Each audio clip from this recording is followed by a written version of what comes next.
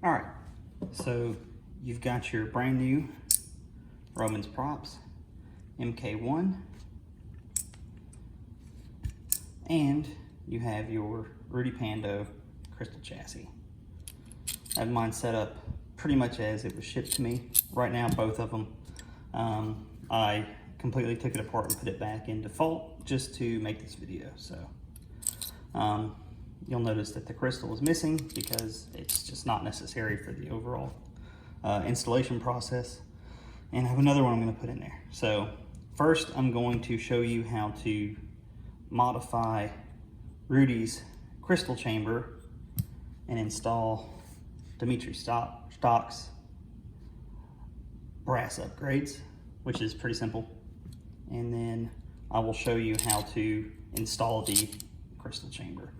So we're going to take this apart and get that installed, and it'll give you a good idea of where all the interconnects and stuff for this are. It's pretty simple, but I think a lot of people could just use a little walkthrough. I know I was a little apprehensive when I first got it to like be taking it apart and stuff. So I've got my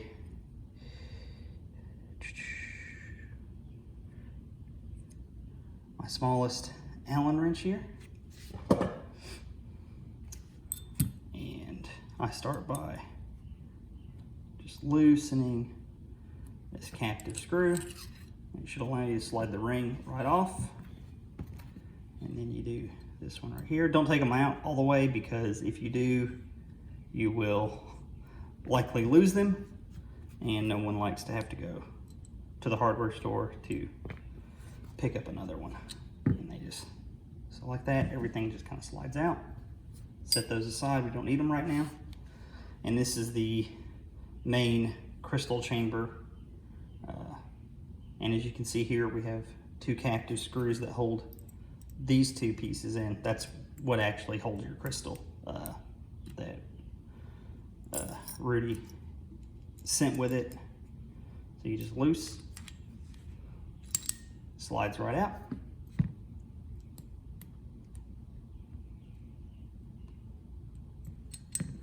And you're done with that.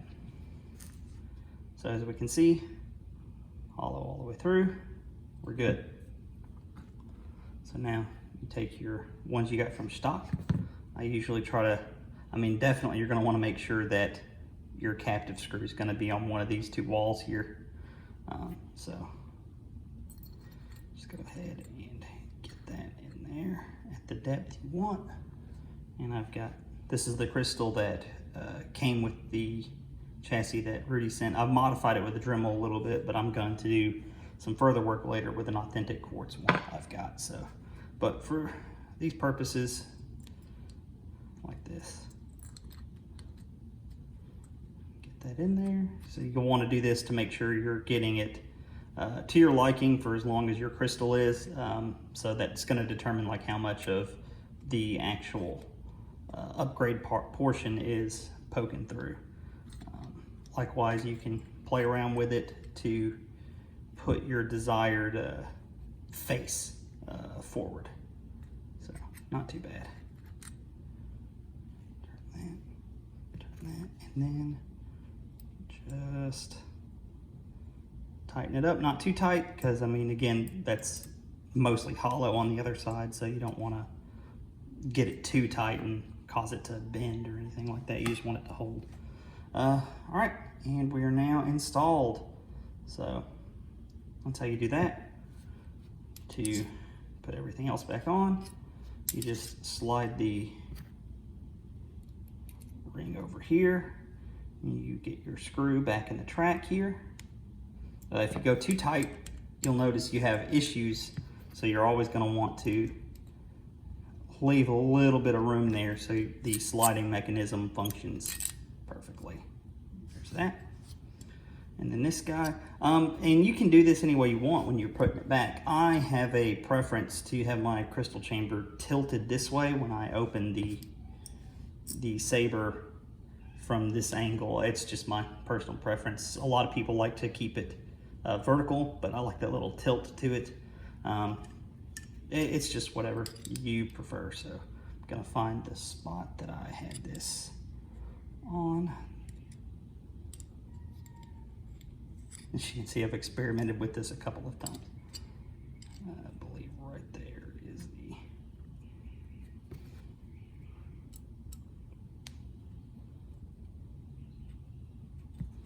All right. Now this one you are going to kind of want to make sure it's on pretty tight because you don't want this flying apart when you go to open the chamber.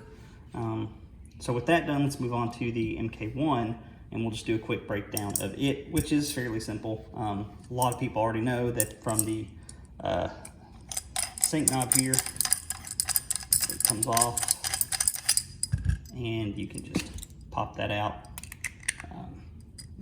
You know, a lot of people are like, that's convenient, whatever. I just prefer to unscrew the whole knob. Take the booster section off. Get that there. Okay, undo the clamp.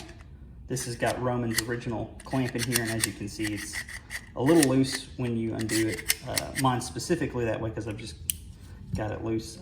If you're having issues taking that clamp off, when it's on here, just, as you can see, this is actually a screw, so get it in a way you can squeeze it, and then you just unscrew the clamp until it's even looser, and it slides right off. So yeah, I found that with Rudy's chamber, it's actually a little bit larger than this section, so that's why mine was a little loose. I didn't feel like tightening it back up all the way. And you just unscrew this, set it aside, and you're now ready to install Rudy's crystal chamber. So we'll get that over here. Slide this on first. It's got 2 rails on the track here.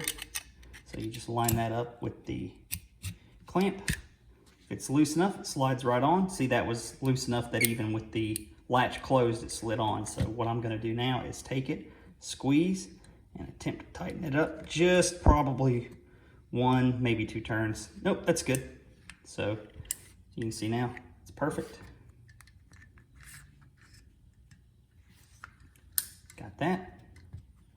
Go ahead and I may actually have to get it up a little bit.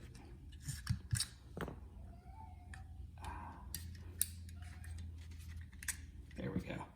Yeah, you gotta make sure that thread's available for your booster section to go back on. So again, none of this is particularly difficult. It's just kind of knowing how to do things may make it easier for a lot of folks. Squeeze and get one more. There we go.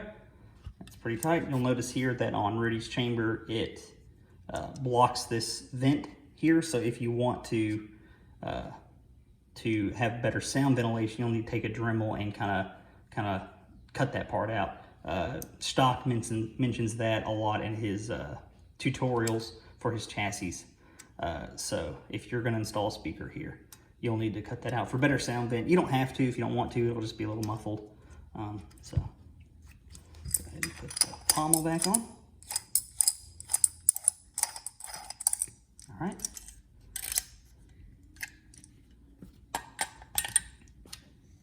All right, and with this part, I've noticed that on these last few runs, a lot of people have been having issues getting their grenade section flush with this crystal connector. I was too, honestly, and then I just was playing with it one day. I took it on and off a lot, and then it went on. You can see mine even is still a little bit rough going on there, so I don't know if it's a threading issue with Roman's side or with Rudy's side, but I'm pretty sure Rudy's side is aluminum and this is steel. So the steel will actually cut threads into the aluminum if you do it hard enough. Now, obviously be careful with that. You don't want to damage anything or whatnot, but I do believe that's what happened with mine. Also, since these are small scale machine projects, QA is just going to be, you know, it's not going to be what you would expect from a mass manufacturer, right? These are just individual guys making these on small scale machine shop orders. So it's always likely that there's a little burr or something just blocking those threads, and constant twisting actions will knock them off. You could also take a brush in there and maybe try to knock it off. Or if you got a really small saw and you can see it, cut it off. But yeah, always just use your best judgment and, you know, do what you think is best for your case. So as you can see, my chamber is slightly tilted. Slide it down. Oop, that's a little bit. Clamp. And we're done. That's how you install Rudy Pando's crystal chamber. Yeah, I'll try to make a couple more videos along the process of fully installing this saber. I've got all my chassis parts. This is the speaker holder, if I recall correctly, or maybe this is. I have to look at the instructions, but I've got all my pieces in now and I'm ready to start. So hopefully you guys will stop by and check it out for a step-by-step.